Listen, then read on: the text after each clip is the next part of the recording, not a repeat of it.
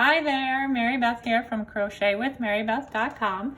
Today I'm going to show you how to do an invisible join 3 different ways. First I'm going to start with the circle that is joined, and then I'm going to show you how to do it on the circle that's not joined 2 different ways. So here we go. We just finished our very last stitch and I just removed my crochet hook. So what I'm going to do is I'm going to pull this through. I cut it already. Now I'm pulling it through and I'm going to put it on a needle. So here is the last stitch that I finished, and here is the next stitch I would go into, which is the top chain of the turning chain. So I'm going to go under the V's and over the bump in the back. Now this is very cool what is going to happen here. Okay, now remember this is the last stitch that we made. We're going to go down, back down through that stitch, and there's a little bump here. I'm going to go in there and that's just going to secure it for me, and I'm going to pull, and look at that.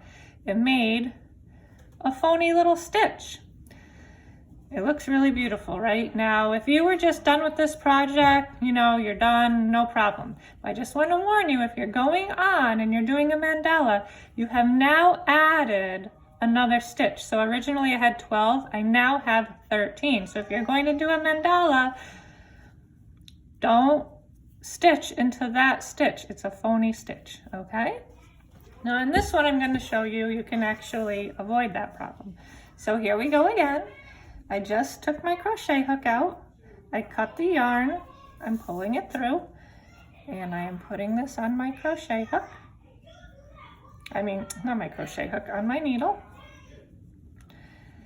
So this is the last stitch that I made. This is the next stitch that I would go into if I was going to stitch. So we can do it the exact same way. Down here, I'm sorry if you can hear my family playing in the background, they're quite loud today. Okay, and we've added a stitch, but this one had started with 18 stitches, now we have 19. So let's say we don't want that stitch. Let me take this out. I'm going to show you how to avoid adding that extra stitch. All right, so here's the stitch we just finished. Here's the stitch I just had gone into, the next stitch that I would go into if I was still crocheting. I'm going to skip this one, go into the next one. Now look what's going to happen. It's making another stitch over this stitch here.